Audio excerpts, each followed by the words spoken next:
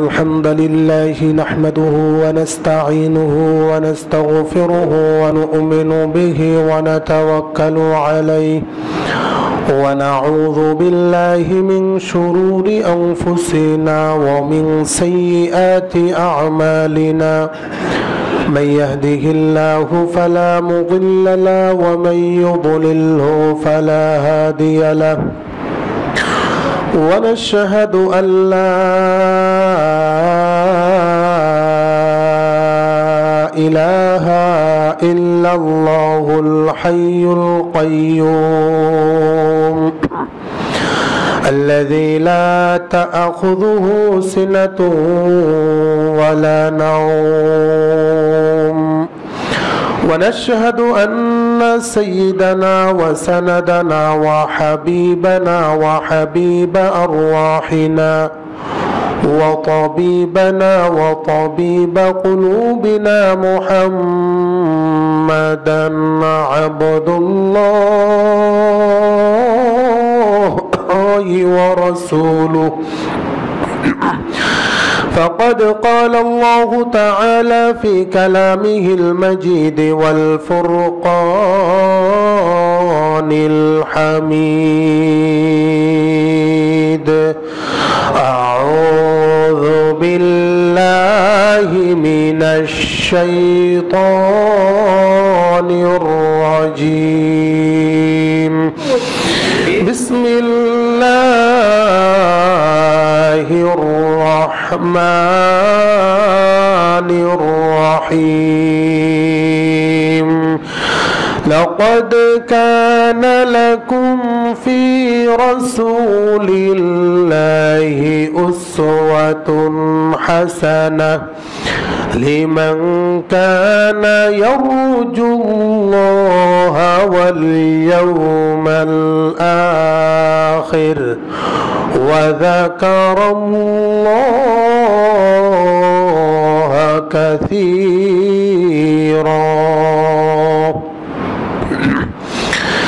اللهم سبحانك لا علم لنا إلا ما علمتنا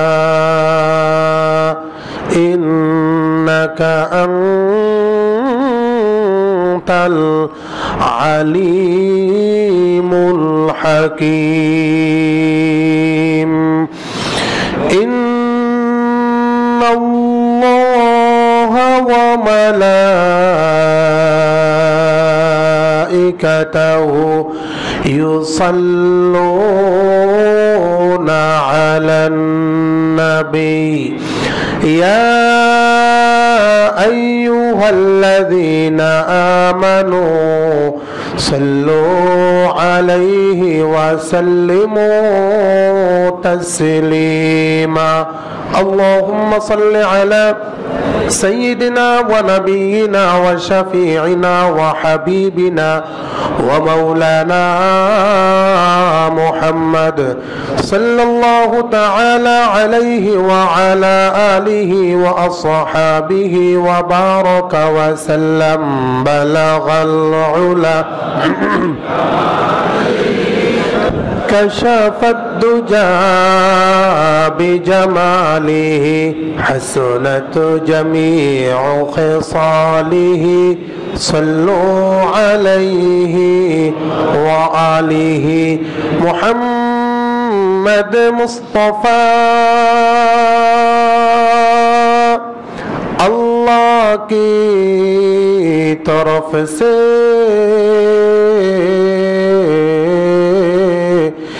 नबी हुई रसूल हुई अल्लाह की करम से बलगल कशफत दुजा बिजमालिही हसनत जमीउ खिसालिही सल्लु अलैहि व आलिहि।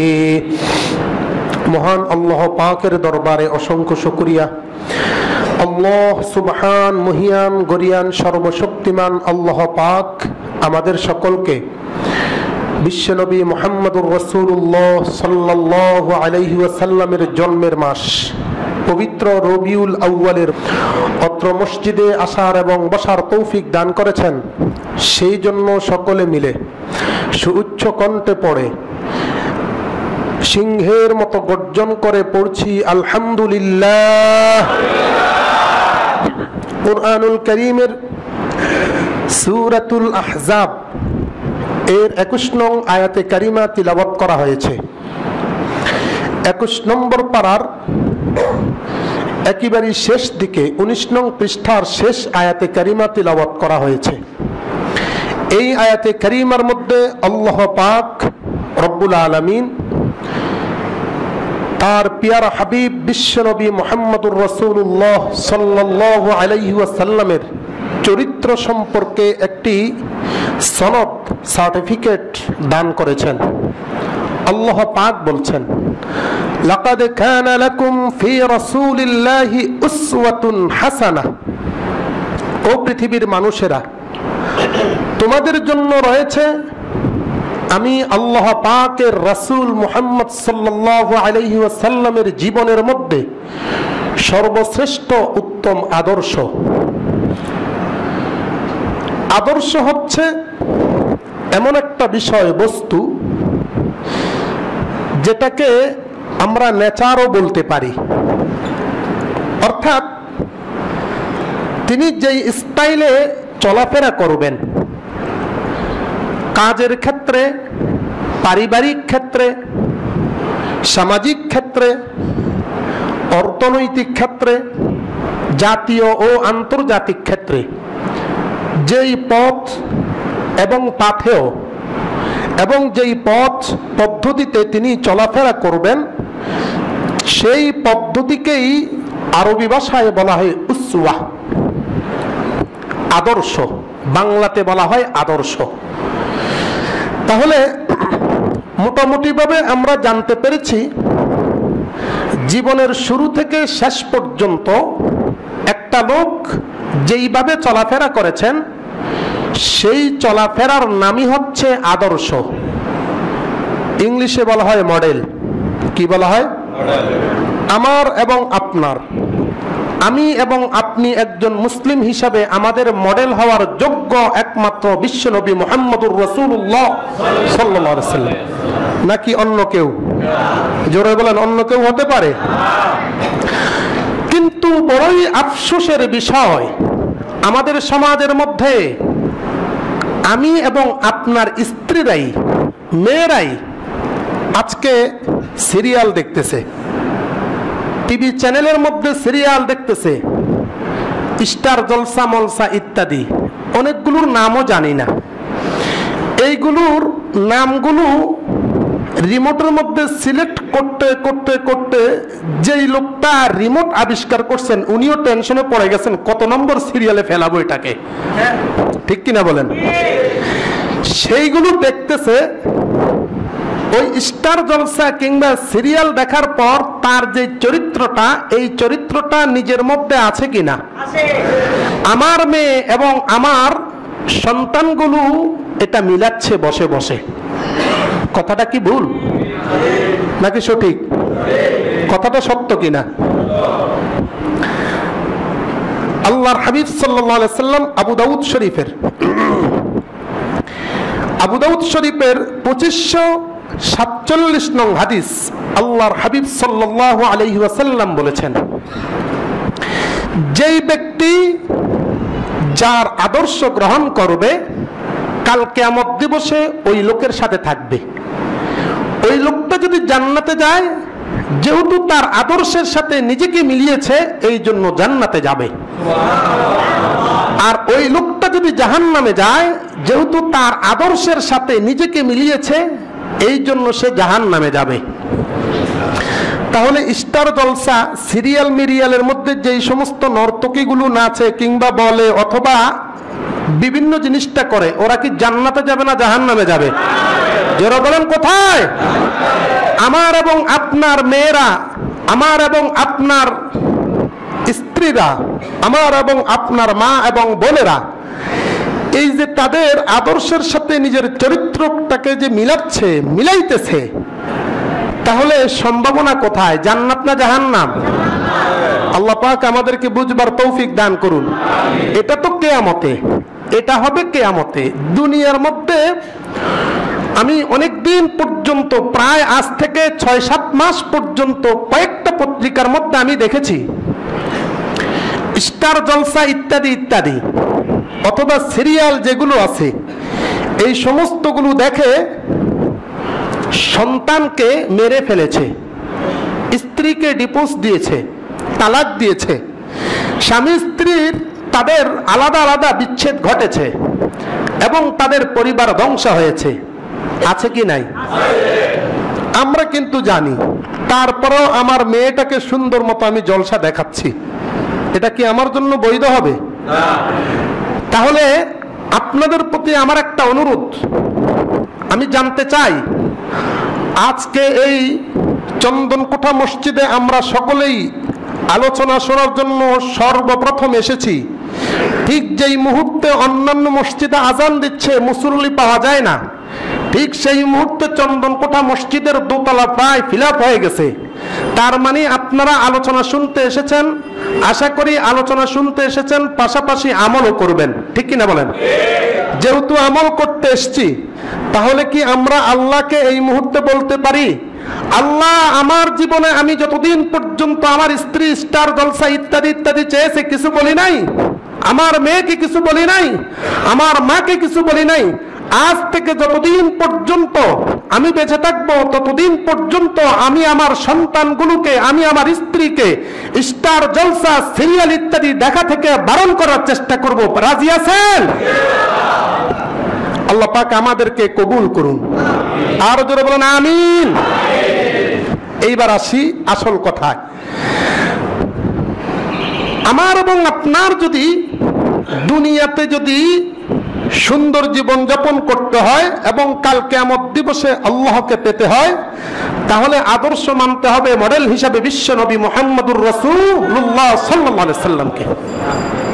এই জন্য আল্লাহ পাক রব্বুল আলামিন তার পবিত্র কালামের মধ্যে সুস্পষ্টভাবে ঘোষণা দিয়ে দিয়েছেন, তোমাদের জন্য সর্বশ্রেষ্ঠ আদর্শ হচ্ছে আমার নবী মুহাম্মদ সাল্লাল্লাহু আলাইহি সাল্লামের জীবনে। আল্লাহর নবীর এই চরিত্র এবং আদর্শকে নিয়ে আমাদের দেশের মধ্যে এবং রবিউল আউয়াল মাসকে নিয়ে আমাদের দেশের মধ্যে প্রায় বলা যায় 3টা গ্রুপ। কয়টা গ্রুপ? জোরে বলেন কয়টা গ্রুপ? এক গ্রুপ বলবে যেহেতু রবিউল আউয়াল মাস এসছে অতএব আমরা মিলাদুন নবী করব। আরেকটা গ্রুপ আছে যেহেতু রবিউল আউয়াল মাস এসছে অতএব আমরা সিরাতুন নবী করব। আরেকটা গ্রুপ, 3 নম্বর গ্রুপ, ওরা মনে মনে ভাবতেছে মিলাদুন নবী ওলারা ধাক্কা মারতেছে সিরাতুন নবী ওলা করে, সিরাতুন নবী ওলারা ধাক্কা মারতেছে মিলাদুন নবী ওলা করে, অতএব আমি ধাক্কা খেতে রাজি নাই, আমি কোনোটাই মানব না। এটা হচ্ছে 3য় গ্রুপ। তাহলে আমাদেরকে একটু মিলাদুন নবী আর সিরাতুন নবী বুঝার দরকার। মিলাদ এটা হচ্ছে আরবি শব্দ, আর নবী এটাও হচ্ছে আরবি শব্দ। মিলাদুন নবী পুরোটাই হচ্ছে আরবি শব্দ, পসেসিভ কেস, অর্থাৎ মিলাদুন নবী আরবিতে বলা হয় মুযাফ মুযাফ ইলাইহি। যারা আলেম আছেন তারা বুঝবেন, আর যারা জেনারেল লাইনে তাদের জন্য সহজে বলা যায় পসেসিভ কেস, অর্থাৎ সন্ধি হয়েছে। মিলাদ শব্দটি আন-নবীর দিকে সন্ধি হয়েছে। মিলাদ শব্দটির অর্থ হচ্ছে বার্থ, জন্ম। আন-নবী শব্দটির অর্থ হচ্ছে মুহাম্মদুর রাসূলুল্লাহ সাল্লাল্লাহু আলাইহি সাল্লাম। এখন দুইটার সমন্বয়ে আমরা অর্থ পেলাম আল্লাহর নবীর জন্ম। কি পেলাম? জোরে বলেন। মিলাদুন নবী শব্দটির অর্থ হলো আল্লাহর নবীর জন্ম। খেয়াল থাকবে, সারা জীবন খেয়াল থাকবে। মিলাদুন নবী অর্থ কি? জোরে বলেন অর্থ কি? আল্লাহর নবীর জন্ম। এটাকে যদি আমরা পরিভাষায় নেই, সিরাত বিশেষজ্ঞরা এটাকে কি বলেছে, মিলাদুন নবী কাকে বলা হয়, তাহলে আপনাদের বুঝার জন্য এইভাবে বলা যেতে পারে। হযরত রাসূল করিম সাল্লাল্লাহু আলাইহি ওয়াসাল্লাম মা আমিনার গর্ভে এসেছেন আব্দুল্লাহ ইবনে আব্দুল মুত্তালিবের মাধ্যম হয়ে। মা আমিনার গর্ভে অনেক দিন পর্যন্ত থেকেছেন, অতঃপর পৃথিবীর মধ্যে যেই দিন আগমন করেছেন এবং সেই মুহূর্তকালে যেই ধরনের আশ্চর্য ধরনের ঘটনাবলী ঘটেছে, সেই সমস্ত ঘটনাবলী এবং আল্লাহর নবীর জন্ম সংক্রান্ত জন্মের ক্ষণিক সময়টাকে বলা হয় মিলাদুন নবী। আল্লাহর নবী সাল্লাল্লাহু আলাইহি ওয়াসাল্লাম 12 রবিউল আউয়াল জন্মগ্রহণ করেছেন। মনে করেন একটা কথার কথা, সিরাতের কিতাব থেকে আমরা পেয়েছি আল্লাহর নবী সাল্লাল্লাহু আলাইহি ওয়াসাল্লাম সুবহ সাদিক যখন হবে, অর্থাৎ তাহাজ্জুদের সময় শেষ মুহূর্তে, ঠিক সেই মুহূর্তে আল্লাহর নবী সাল্লাল্লাহু আলাইহি ওয়াসাল্লাম দুনিয়াতে এসেছেন। তাহলে মোটামুটি বলা যায় সুবহ সাদিকের সময় যেহেতু আল্লাহর নবী এসেছেন দুনিয়াতে, তাহলে সুবহ সাদিক থেকে মোটামুটি সূর্য ওঠার আগ মুহূর্ত পর্যন্ত হচ্ছে মিলাদুন নবী। কথাটা বুঝে এসছে? আল্লাহর নবী সুবহ সাদিকের সময় দুনিয়াতে আসছেন।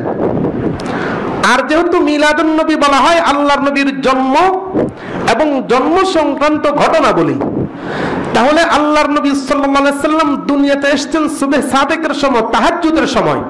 তাহলে তাহাজ্জুদের পরপরই যত ধরনের আশ্চর্য ধরনের ঘটনাবলী ঘটেছে সেটা কিন্তু সূর্য ওঠার আগেই শেষ হয়ে গেছে। তাহলে বলা যায় মিলাদুন নবী বলা হয় সুবহ সাদিক থেকে ফজরের নামাজের পর, অর্থাৎ সূর্য ওঠার আগ মুহূর্ত পর্যন্ত 3-4 ঘন্টা। কয় ঘন্টা? কথাটা বুঝে আসছে আপনাদের? এটা হচ্ছে মিলাদুন নবী। সূর্য ওঠার পর থেকে একেবারে আল্লাহর নবী সাল্লাল্লাহু আলাইহি ওয়াসাল্লাম মৃত্যুবরণ করা পর্যন্ত দীর্ঘ 63 বছর পর্যন্ত একটা লং টাইম পেয়েছেন। সেই লং টাইমকে ইসলামের ইতিহাসে কোরআনের ভাষায় এবং হাদিসের ভাষায় সেটাকে বলা হয় সিরাতুন নবী। সেটাকে কি বলা হয়?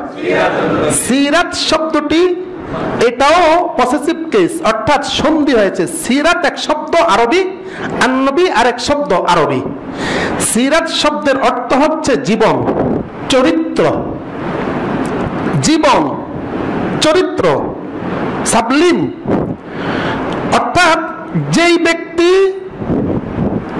ব্যক্তি জীবনে যেইভাবে চলাফেরা করেছেন সেটাকে আরবি ভাষায় বলা হয় সিরাত, ইংরেজিতে বলা হয় সাবলিম মোরাল, বাংলাতে বলা হয় চরিত্র। কি বলা হয়? আর আন-নবী শব্দের অর্থ পূর্বে বলেছি মুহাম্মদ সাল্লাল্লাহু আলাইহি ওয়াসাল্লাম। তাহলে সিরাতুন নবী শব্দটির সারসংক্ষেপ অর্থ দাঁড়ায় আল্লাহর নবী সাল্লাল্লাহু আলাইহি সাল্লামের চরিত্র। আল্লাহর নবীর কি? জোরে বলেন, আল্লাহর নবীর কি? তাহলে মিলাদুন নবী অর্থ হচ্ছে আল্লাহর নবীর জন্ম, সিরাতুন নবী শব্দের অর্থ হচ্ছে আল্লাহর নবীর চরিত্র।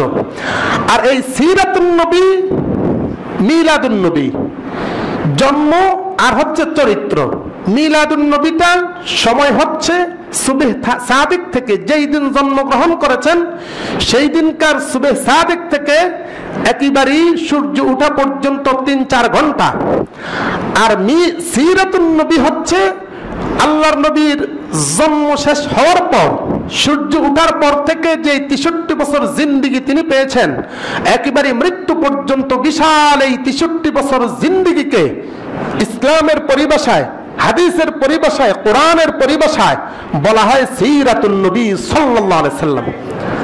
তাহলে সিরাতুন নবী আর মিলাদুন নবী মোটামুটি আমাদের ক্লিয়ার হয়েছে না? জোরে বলেন, ক্লিয়ার হয়েছে কিনা? পার্থক্য আমাদের জানা হয়ে গেছে। মিলাদুন নবী হচ্ছে জন্মের সাথে সম্পর্ক, সিরাতুন নবী হচ্ছে জীবনের সাথে সম্পর্ক। আরো কিছু পার্থক্য বলা যেতে পারে। মিলাদুন নবীর সময় আল্লাহর নবী সাল্লাল্লাহু আলাইহি সাল্লামের কিছু ঘটনাবলী প্রকাশ হয়েছে। যেমন আল বিদায়া ওয়ান নিহায়া নামক কিতাবের মধ্যে 3 নম্বর খণ্ডের একেবারে প্রথম পৃষ্ঠা থেকে প্রায় কমপক্ষে 100 পৃষ্ঠা পর্যন্ত আল্লামা ইবনে কাসির রাহমাতুল্লাহি আলাইহি মিলাদুন নবীর মধ্যে কি কি ঘটনা ঘটেছে এই সম্পর্কে তিনি আলোচনা করেছেন। তার মধ্যে কয়েকটা ঘটনা আমি উল্লেখ করছি। হযরত রাসূল করিম সাল্লাল্লাহু আলাইহি সাল্লামের ফুফু আব্দুল্লাহর বোন নাম ছিল সুফিয়া। সুফিয়া বলতেছেন আল্লাহর নবী সাল্লাল্লাহু আলাইহি সাল্লাম যেদিন পৃথিবীতে আসবেন সেই দিন ছিল 12 রবিউল আউয়াল, আরেক বর্ণনা অনুযায়ী 8 রবিউল আউয়াল। যাই হোক, আমার ভাবি আমেনা তিনি গর্ভবতী ছিলেন। আমি অনেক দিন যাবত পর্যন্ত জানতে পেরেছি আমার ভাবি তিনি গর্ভবতী। সাধারণত গর্ভবতী থাকা অবস্থায় একজন মহিলার পেটটা একটু অসাধারণ থাকে, অস্বাভাবিক, একটু সাইজে বড় হয়। সুফিয়া বলতেছেন, আমি আমার ভাবির দিকে লক্ষ্য করলাম, লক্ষ্য করে আমি দেখলাম আমার ভাবির পেটটা একটুও বড় বোঝা যায় না, বরং একজন কুমারী মহিলার পেট যেরকম স্লিম থাকে, সাধারণ থাকে, স্বাভাবিক থাকে, আমি অনেকদিন পর্যন্ত দেখলাম আমার ভাবি আমেনার পেটটা সেই রকম সাধারণ। আমি আমার ভাবিকে জিজ্ঞেস করলাম, ভাবি গো, ও ভাবি, আপনি তো গর্ভবতী মহিলা, আপনার পেটটা এরকম স্লিম কেন? কয়, আমি তো জানি না কেন পেটটা এরকম স্লিম, তাহলে ব্যথা ট্যাথা করে কিনা? যেহেতু গর্ভবতী হলে সন্তান ভিতরে নাড়াচাড়া করে, কখনো বা লাথি দেয়, কখনো বা ঘুষি দেয়। ও দুনিয়ার মানুষ, আমি এবং আপনিও মায়ের গর্ভে ছিলাম। আমি যখন মায়ের গর্ভে ছিলাম, আপনি যখন মায়ের গর্ভে ছিলেন, আপনি জানতেন না আপনি কোন হালতে আছেন, কার গর্ভের ভিতরে আছেন, আপনি কিছুই জানতেন না। দুনিয়ার মধ্যে একটা লোক লম্বা হয়ে ঘুমায়, ঘুমানোর পরে একবার এই পাশে যায় আর একবার ওই পাশে যায়, ঠিক তদ্রূপ সন্তানটাও পেটের মধ্যে লম্বালম্বি ভাবে, যদিও না ঘুমায়, এইভাবে একেবারে জড়ো সড়ো থাকে, কিন্তু কখনো কখনো তার নাড়াচাড়ার দরকার হয়। আর যখন একটা সন্তান মায়ের গর্ভের ভিতরে এইভাবে নাড়াচাড়া করে, মা দুনিয়ায় বসে বসে টের পায় সন্তান গর্ভে ধারণ করাটা বড় কষ্ট, কি মারাত্মক ধরনের কষ্ট। এরকমও নজির আছে, সন্তান গর্ভে নিতে গিয়ে ঘন্টার পর ঘন্টায় আমার চিল্লে চিল্লে কেঁদেছে। আবার কখনো কখনো বলতো, আল্লাহ, আমার সন্তানটাকে তুমি জীবিত রেখে দাও, কিন্তু আমাকে মৃত্যু বানাইয়া দাও, কেননা সহ্য করতে পারতেছি না। এবার সুফিয়া বলতেছে, ভাবিজান, এই ধরনের ব্যথা তো আপনার ক্ষেত্রে হওয়ার কথা, আপনার এই ধরনের ব্যথা আছে নাকি? ভাবিজান সাথে সাথে সুফিয়াকে বলতেছে, সুফিয়া, ও সুফিয়া, বড় একটা প্রশ্ন করেছো। আল্লাহর কসম, যেই দিন থেকে মুহাম্মদ আমার গর্ভের ভিতরে এসেছে, একদিনের জন্য আমি সেই ধরনের কষ্ট অনুভব করি নাই। জোরে বলেন সুবহানাল্লাহ। অসাধারণ বিষয়, এটা কখনো সম্ভব না, আমাদের এবং আপনাদের বেলা এটা সম্ভব না। এবার সুফিয়া বলতেছে, ভাবিজান, আপনার সন্তান যদি দুনিয়াতে আসে তাহলে তার জন্য কি নাম চয়ন করেছেন, কি নাম রাখবেন? অনেকক্ষণ চিন্তা করে বলতেছে, কয়, আমি কি নাম রাখবো এখনো আমি ফাইনাল ডিসিশন নেই নাই। কয়, তবে একদিন আমি ঘুমের ঘরে ছিলাম, হঠাৎ করে একজন শুভ্র ব্যক্তি, দাড়ি শুভ্র, চুল শুভ্র, সাদা দাড়ি, সাদা দাড়ি, সাদা চুল, সাদা পাগড়ি, সাদা কাপড় চোপড় পরিহিত লোকটা আমার কাছে এসেছে। এসে বলতেছে, ও আমেনা, তুমি কি জানো নাকি তুমি কাকে তোমার গর্ভের মধ্যে নিয়েছো? আমি জবাব দিলাম, না না, আমি তো জানি না। সাথে সাথে ওই লোকটা বলল, তুমি তো জানো না এই সন্তানটিকে? এই সন্তানটি হলো আখিরি জামানার পয়গম্বর মুহাম্মদুর রাসূলুল্লাহ সাল্লাল্লাহু আলাইহি সাল্লাম। এবার লোকটা বলল, এই সন্তান যদি জন্মগ্রহণ করে তুমি কি নাম রাখবা? কয়, আমি এখনো সিদ্ধান্ত নেই নাই। ঠিক সেই মুহূর্তে সাদা পাগড়ি হলো লোকটা আমাকে বলে দিল, ও আমেনা, তোমার এই সন্তান যেই দিন দুনিয়াতে আসবে, মহান আল্লাহ রাব্বুল আলামিন তোমাকে আদেশ করেছেন তার নাম তুমি রেখে দিবা আহমদ। সুবহানাল্লাহ। আহমদ শব্দটির অর্থ হচ্ছে সবচাইতে বেশি প্রশংসিত, যার যিনি বেশি গুণের অধিকারী তার নাম হচ্ছে আহমদ, যিনি বেশি প্রশংসার অধিকারী তার নাম হচ্ছে আহমদ। এবার সুফিয়া রাদিয়াল্লাহু তাআলা আনহা বলতেছেন, আমি চিন্তা করলাম আজকে তো আমার ভাতিজা দুনিয়াতে আসবে, আমার ভাবির ডেলিভারি হবে, তাই আমি সমস্ত কর্মব্যস্ততা ছেড়ে দিয়েছি, সব কর্মব্যস্ততা রেখে দিয়ে আমার বাবির পায়চারি করতেছি, তার সেবা যত্ন করতেছি। দুনিয়াতে এসেছে আমার ভাতিজা, অন্যান্য সন্তানগুলো দুনিয়াতে আসলে এইভাবে চিত হয়ে থাকে, কিন্তু আমার ভাতিজার ক্ষেত্রে আমি একটা আনকমন জিনিস দেখেছি, আমার ভাতিজা চিত হয়ে থাকে নাই। আমার ভাতিজা তার মায়ের গর্ভ থেকে দুনিয়াতে আসার পরে আল্লাহর কুদরত সে সম্পূর্ণরূপে উপর হয়ে সেজদার মতো হয়ে গেছে, পুরো মনে হয় যেন পরিপূর্ণরূপে তিনি সেজদা করতেছেন। মহান আল্লাহ তাআলার কুদরতি পায়ের মধ্যে সেজদা করতেছেন। আমার এবং আপনার ক্ষেত্রে কি এটা কখনো সম্ভব হবে নাকি? না, কখনো সম্ভব হবে না। কিন্তু আল্লাহর নবী সাল্লাল্লাহু আলাইহি ওয়াসাল্লাম ছিলেন আল্লাহর মাহবুব, আল্লাহর মাকবুল বান্দা, এই জন্য আল্লাহ তাআলা তাকে সেইভাবে আনকমন সিস্টেমে দুনিয়াতে পাঠিয়েছেন। এবার সুফিয়া বলতেছেন, আমি আমার ভাতিজার প্রতি তাকিয়ে দেখলাম কেমন জানি মুখটা নাড়াচাড়া করতেছে। মনে মনে ভাবলাম, মৃত্যুর পূর্বে তো মানুষ এইভাবে মুখটা নাড়াচাড়া করে, আমার ভাতিজা কি আবার মারা যাবে নাকি? আমি মনে মনে কাঁদাকাঁদি শুরু করে দিলাম, আরে আমার ভাই দুনিয়াতে নাই, আমার বাবির একটা মাত্র সন্তান দুনিয়াতে এসেছে, ওই সন্তানটির মুখ নাড়াচাড়া করতেছে, মনে হচ্ছে যেন মারা যাবে। আরে আমার বাবির কি অবস্থা হবে, আমার বাবির কি অবস্থা হবে? স্বামীও নাই, সন্তান একটা এসেছে, আবার সন্তানটু বুঝি চলে যাবে।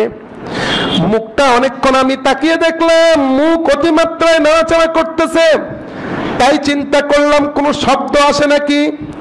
আমি কাছে গিয়ে কানটা পেতে দিলাম, আল্লাহর কুদরত, আমি আমার ভাতিজার জবান থেকে মহান আল্লাহ রব্বুল আলামিনের নাম জপতে পাইলাম।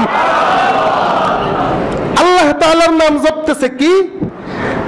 আল্লামা মুফতি শফি রহমতুল্লাহি আলাইহি, পাকিস্তান, উনি ওনার কিতাব সিরাতুন নবী সাল্লাল্লাহু আলাইহি সাল্লাম, এটা 7 নম্বর পৃষ্ঠায়, সেখানে মধ্যে উল্লেখ করেছেন আল্লাহু আকবার, আল্লাহু আকবার, আল্লাহু আকবার কাবীরা ওয়ালহামদুলিল্লাহি হামদান কাসীরা। এই শব্দটা আল্লাহর নবী সাল্লাল্লাহু আলাইহি সাল্লাম জন্মের পরেই উচ্চারণ করেছেন। সুবহানাল্লাহ। হুবহু একই কথা উল্লেখ করেছেন আল্লামা ইদ্রিস কান্দলবী সাহেব রহমতুল্লাহি আলাইহি সিরাতে মুস্তাফার মধ্যে। আল্লাহর নবীর পবিত্র জবান থেকে যেই কথাটি বের হয়েছে সেটা হচ্ছে আল্লাহু আকবার কাবীরা ওয়ালহামদুলিল্লাহি হামদান কাসীরা। এটা একটা বড় আমলও বটে, আল্লাহর নবীর সুন্নত বটে। আমরা যখন রাস্তাঘাটে চলাফেরা করব, রাস্তা দিয়ে হাঁটবো, আমার কোনো কাজ নাই, আমি আমার কাজে চলছি, আমরা কি এই তাসবিহটা পাঠ করতে পারি না? জোরে বলেন, পারেন কিনা? আল্লাহু আকবার কাবীরা ওয়ালহামদুলিল্লাহি হামদান কাসীরা। সবাই বলেন আল্লাহু আকবার কাবীরা ওয়ালহামদুলিল্লাহি হামদান কাসীরা। আপনি চলতেছেন আর পড়তেছেন, আল্লাহ না করুন, আল্লাহ না করুন, ঘটনাক্রমে যদি সেই মুহূর্তে যদি বাসে অ্যাক্সিডেন্ট ঘটেন, আপনার জবান থেকে নাম বের হয়েছে কার? সাথে সাথে আল্লাহর জান্নাতে চলে যাবেন। আর বলেন সুবহানাল্লাহ। গত কিছুদিন আগে আমাকে একজনে বলতেছেন, উনি মুবাল্লিগ মানুষ, তাবলিগের সাথে জড়িত, অনেক বড় একজন ইঞ্জিনিয়ার। আমি কথাটি শুনে খুব আশ্চর্য হয়ে গেলাম। ওনার একটা বড় বৈশিষ্ট্য ছিল, উনি সবসময় যেখানে যেতেন সবসময় তসবিহ তাহলিল পাঠ করতেন, সুবহানাল্লাহ, আলহামদুলিল্লাহ, আল্লাহু আকবার ইত্যাদি ইত্যাদি পড়তেন। ওনার চারটা ছেলে আমেরিকাতে থাকে। এই দেশের মধ্যে ইঞ্জিনিয়ার, বাগদাতে প্রায় 8-10টা বাড়ি আছে ওনার। হঠাৎ করে বুক ব্যথা শুরু হয়েছে। নিচে ছিল ফার্মেসিওয়ালাকে ফোন দিয়েছে, আমার একটু বুকটা ব্যথা করে। ফার্মেসিওয়ালা উপরে গেছে, যে দেখতেছে বুকের ব্যথার কারণে এইভাবে মোচড়ামুচড়ি করতেছে, মোড়ামুড়ি করতেছে। তো সে কতক্ষণ প্রেশার মাপে, কতক্ষণ বুক ধরে, কতক্ষণ পিঠ ধরে, কিন্তু ফার্মেসিয়াল মানুষ বুঝবে আর কি, আর ওষুধ দিবে কি। তো সে বলতেছে, লোকটার যখন বুকের মধ্যে আমি হাত দিলাম, হঠাৎ করে আমার বলতেছে আমার ব্যথাটা ক্রমেই বাড়তেছে, তুমি আমার জন্য একটু দোয়া করো। আর লা ইলাহা ইল্লাল্লাহ মুহাম্মাদুর রাসূলুল্লাহ জবান থেকে জোরে বলেছে, সাথে সাথেই দুনিয়া থেকে বিদায় হয়ে গেছে, সুবহানাল্লাহ। তা আমারে জিজ্ঞেস করতেছে যে হুজুর, এই লোকটার তো খোশ নসিব কিভাবে হতে পারে? তখন আমি জিজ্ঞেস করলাম, তার কোনো আমল আছে, পার্সোনাল কোনো আমল আপনি জানেন কি? কয় হুজুর, আমার একটাই পার্সোনাল আমল, ওনার একটাই পার্সোনাল আমল ছিল, আমি যতদূর জানি আমি ওনাকে জিজ্ঞেস করেছিলাম কি আমল। উনি যখনই যেথায় যাইতেন, কারো সাথে কোনো কথা যখন বলার দরকার হতো না বলতেন না, কথা না বললে যখনই কথা বলার দরকার হতো না তখনই তিনি শুধু কেবলমাত্র আল্লাহ পাকের জিকির করতেন, আল্লাহু আকবার, আল্লাহু আকবার, সুবহানাল্লাহ, আলহামদুলিল্লাহ, এইগুলো বলতেন। আমি বলছি ওই যে জিকিরটা সবসময় জবানের মধ্যে রেখেছেন, এই জন্য আল্লাহর কুদরত, আল্লাহ পাক রব্বুল আলামিন ওনাকে এই ধরনের খোশ নসিব দিয়ে আল্লাহর জান্নাত পর্যন্ত পৌঁছে দিয়েছেন। তা আমরা কি এই আমলটা করতে পারি না? আল্লাহু আকবার কাবীরা ওয়াল হামদুলিল্লাহি হামদান কাসীরা। পারবেন? জোরে বলেন পারবেন? আরো জোরে বলেন পারবেন? আল্লাহ পাক আমাদেরকে আমল করার তৌফিক দান করুন। এবার সুফিয়া বলতেছে, খেয়াল আছে আপনাদের? সুফিয়া বলতেছে, রাসূলের জন্মকালীন সময়ের কথা বলতেছি, মিলাদুন নবী বলতেছি, কিন্তু সিরাতুন নবী তো এখনো যায় নাই। এবার সুফিয়া বলতেছে, জন্মের পরে সন্তানকে গোসল দিতে হয়, জন্মের পরে সন্তানের নার কাটতে হয়। নারটা হচ্ছে নাভির সাথে আর মায়ের নারের সাথে একটা সম্পর্ক, এই নারটা কাটতে হয়। আরেকটা হচ্ছে সন্তানকে খাতনা করাতে হয়, মুসলমানি করাতে হয়। তা আমি চিন্তা করলাম, আগে তো নার কাটতে হবে, সেই জন্য আমি ঘরের দিকে যাচ্ছি, অর্থাৎ অন্য রুমের মধ্যে চাকু আছে, সেই চাকুটা আনবো, নারটা কাটবো, টার্গেট। সুফিয়া ডাক দিয়ে বলেন, আমি যখন চাকুর জন্য অন্য রুমের মধ্যে যাচ্ছিলাম, কে যেন আমাকে ডাক দিয়ে বলতেছে, সুফিয়া রে, চাকু আনতে যাওয়ার দরকার নাই, তুমি যেই উদ্দেশ্যে চাকু আনতে যাও সেই উদ্দেশ্য আল্লাহ তাআলা আগেই সেরে ফেলেছেন। তিনি যেহেতু আখিরি জামানার পয়গম্বর, তিনি যেহেতু আখিরি নবী, তিনি যেহেতু রাসূলুল্লাহ সাল্লাল্লাহু আলাইহি ওয়াসাল্লাম, এই জন্য মহান আল্লাহ রব্বুল আলামিন বেহেশতের চাকু দিয়া তার নার সেখান থেকেই কর্তন করে দিয়েছেন। এবার সুফিয়া মনে মনে ভাবতেছে, তাহলে যেহেতু চাকুর দরকার নাই, আমি চিন্তা করলাম আসলে নার কাটা কিনা আমাকে একটু দেখতে হবে। আমি গেলাম, আমি যে দেখতেছি আমার ভাতিজার নাভিটা এমন সুন্দর ছিল, নার কাটার পরেও একটু না একটু খুঁত থাকে, একটু দেখতে এলোমেলো দেখা যায় নার কাটার পরে, কিন্তু আমার ভাতিজাকে আমি দেখতে পাইলাম কোন ধরনের এলোমেলো নাই। কেমন জানি 10 বছর ছেলের যেইভাবে নাভিটা পরিচ্ছন্ন থাকে, আমার ভাতিজার নাভিটাও সেই ধরনের পরিচ্ছন্ন। সুবহানাল্লাহ! অসাধারণ অসাধারণ ঘটনা বলি। সুফিয়া বলতেছেন, আচ্ছা ঠিক আছে, যেহেতু নার কাটা হয়ে গেছে, তাহলে তো আমার বাতিজাকে তো গোসল দিতে হবে। দিনটি ছিল শীতকালের, দিনটি একটু শীতকালের ছিল, তাই আমি চিন্তা করলাম গরম পানির দরকার, হালকা গরম পানির ব্যবস্থা করতে হবে। আমি পাকঘরের দিকে যাচ্ছিলাম, একটু আগে যেই কণ্ঠটা আমি পেয়েছিলাম, কণ্ঠ দিয়ে আমাকে বলেছিল বেহেশতের চাকু দ্বারা তার নার কাটা হয়েছে, হুবহু সেই কণ্ঠেই আমি পাচ্ছি আমাকে বলছে, সুফিয়া রে, তুমি যেই উদ্দেশ্যে ঘরে যাচ্ছ, পাক ঘরে যাচ্ছ, তোমার যাওয়ার দরকার নাই।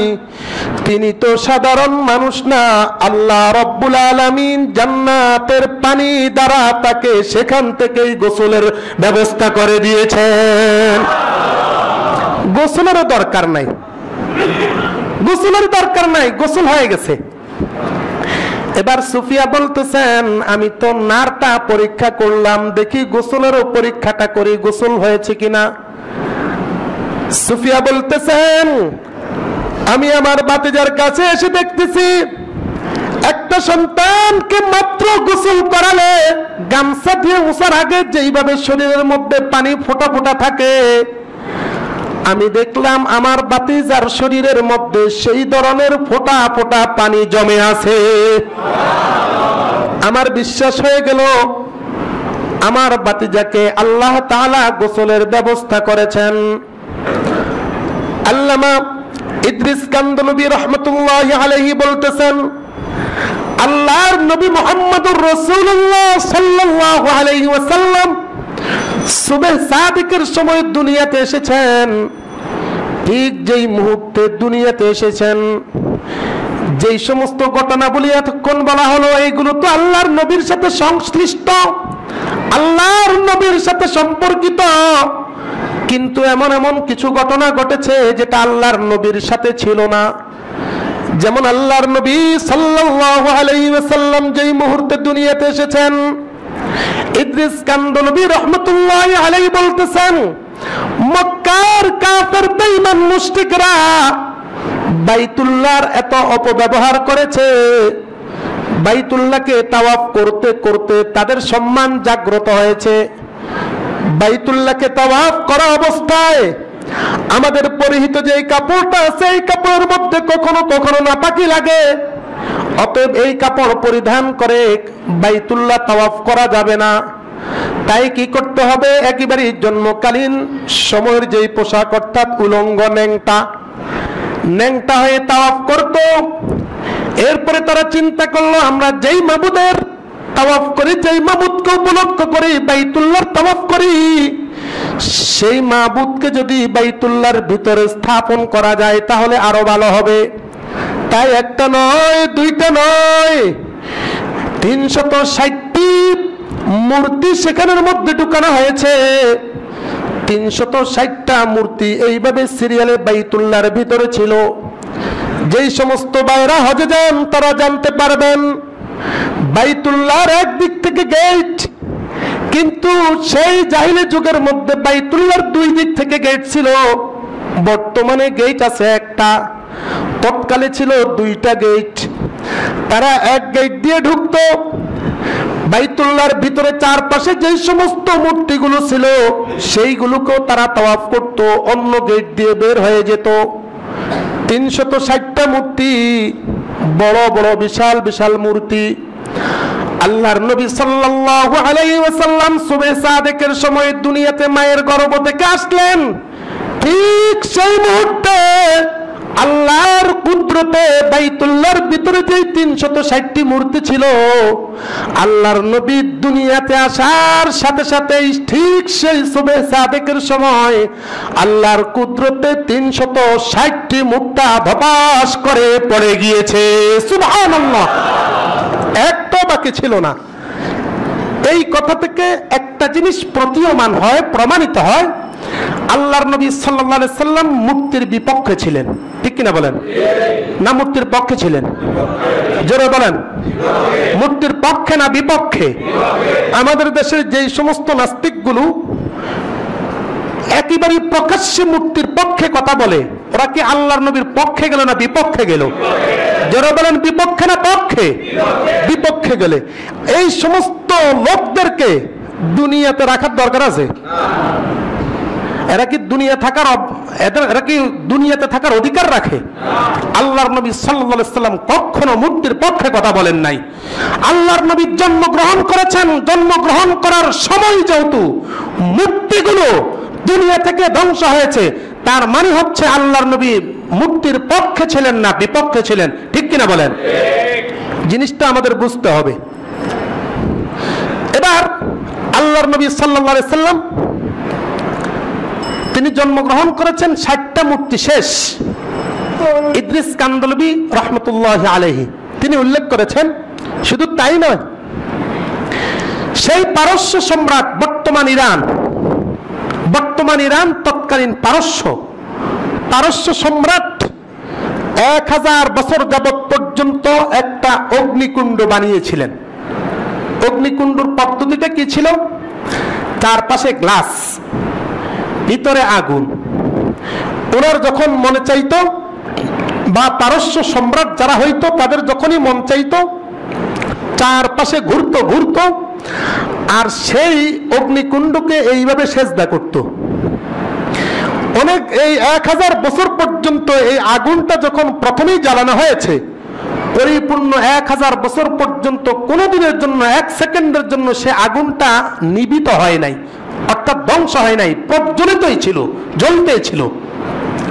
কিন্তু আল্লাহর কুদরত, আল্লাহর নবী সাল্লাল্লাহু আলাইহি ওয়াসাল্লাম যেই মুহূর্তে দুনিয়ার মধ্যে আগমন করলেন মা আমিনার গর্ভ থেকে, সেই সুবহ সাদিকের সময় আল্লাহর কুদরত সেই 1000 বছর যাবত পর্যন্ত প্রজ্বলিত অগ্নিকুণ্ড মুহূর্তের মধ্যে ধ্বংস হয়ে গিয়েছে। সুবহানাল্লাহ। আল্লাহর নবী সাল্লাল্লাহু আলাইহি ওয়াসাল্লামের আগমনের এটা একটা মুজিজা। আল্লাহর নবী আসছেন, অগ্নিকুণ্ড ধ্বংস। এই অগ্নিকুণ্ডকে করা হতো মানে পূজা করা হতো। তার মানে আল্লাহর নবী পূজার পক্ষে না বিপক্ষে? যারা বলেন পক্ষে না বিপক্ষে? খেয়াল থাকবো আপনাদের, না ভুলে যাবেন? অনেকেই প্রশ্ন করে যে হুজুর কালকে পত্রিকা দেখছি, আমার কয়েকজন প্রশ্ন করছেন যে হুজুর কালকে পত্রিকা দেখছি অনেক মুসলমান গিয়া মানে মূর্তির সামনে দাঁড়িয়ে রয়েছে। এই প্রশ্নের জবাবটা পাইছেন আপনারা? কথা বলেন না কেন? আর জবাব দিতে হবে। মূর্তির পক্ষে না, অগ্নিকুণ্ডেরও পক্ষে আল্লাহর নবী ছিলেন না। অতএব আমাদেরকে বুঝতে হবে আল্লাহর নবী সাল্লাল্লাহু আলাইহি সাল্লামের মিলাদুন নবীটাই ছিল মূর্তির বিপক্ষে। আল্লাহর নবী সাল্লাল্লাহু আলাইহি সাল্লামের মিলাদটা ছিল সম্পূর্ণরূপে অগ্নিকুণ্ডের বিপক্ষে। আল্লাহর নবী সাল্লাল্লাহু আলাইহি সাল্লামের মিলাদ যদি অগ্নিকুণ্ডের বিপক্ষে হয়ে থাকে, আল্লাহর নবীর মিলাদটা যদি মূর্তির বিপক্ষে হয়ে থাকে, তাহলে নিঃসন্দেহে বলা যায় আল্লাহর নবীর মিলাদটা মাজারের বিরুদ্ধে, ঠিক কিনা বলেন? কারণ মাজারের মধ্যে তো চাওয়া হয়, কি বলেন? মাজারের মধ্যে চাওয়া হয় কি হয় না? আমাদের দেশে যেই সমস্ত লোকেরা, আপনারা দেখছেন কিনা জানি না, আমি মাইজ ভান্ডারে গিয়েছিলাম, আমি সেখানে গিয়ে দেখছি, আমি নিজে দেখে আমি খুব আফসোস করলাম, আহা মুসলমানেরা কিচ্ছু বুঝে না। ঠিক বাইতুল্লাহকে যেভাবে তাওয়াফ করা হয়, আমি মাইজ ভান্ডারে গিয়ে দেখেছি সেখানে মধ্যে লোকগুলো এইভাবে তাওয়াফ করে, এরপরে আস্তে কবরের পা, কবরওয়ালার পা যেখানে আছে, পায়ের কাছে এইভাবে এসে এইভাবে চায়। তাহলে অগ্নিকুণ্ডের মতো হলো কি হলো না? সেই মূর্তি পূজার মতো হয়েছে কি হয়েছে না? হয়েছে। তাহলে আল্লাহর নবী যদি মিলাদটা যদি অগ্নিকুণ্ডের বিরুদ্ধে হয়ে থাকে, আল্লাহর নবীর মিলাদটা যদি মূর্তির বিরুদ্ধে হয়ে থাকে, তাহলে নিঃসন্দেহে এই কথা আমরা বলতে পারি আল্লাহর নবীর মিলাদটা অবশ্যই মাজারের বিরুদ্ধে, ঠিক কিনা বলেন? তাহলে মাজারওয়ালারা যদি মিলাদ নিয়ে লাফালাফি করে, তাহলে আগেই তাদেরকে বলতে হবে তুমি যে মাজার নিয়ে লাফালাফি করো, মিলাদ নিয়ে লাফালাফি করো, মিলাদ নিয়ে লাফালাফি করলে তুমি যে মাজারের কাছে যাও, এই মাজারে যাও বন্ধ করতে হবে। বন্ধ করতে হবে কিনা? আল্লাহ পাক আমাদেরকে বুঝবার তৌফিক দান করুন। আর জোরে বলেন আমিন। যা কথা বলছি কোরআন এবং হাদিস থেকে বলছি, কাউকে উদ্দেশ্য করে বলি নাই, একমাত্র কোরআনের কথা বলছি, যা বলছি রেফারেন্স দিয়ে বলছি। আপনাদেরও সুযোগ আছে, যারা শিক্ষিত মানুষ দেখবেন, যেই সমস্ত কিতাবগুলোর নাম বলে দেখবেন, ঘরে গিয়ে দেখবেন যে হুজুর বলছে আসলে এই পৃষ্ঠাগুলোতে আছে কিনা।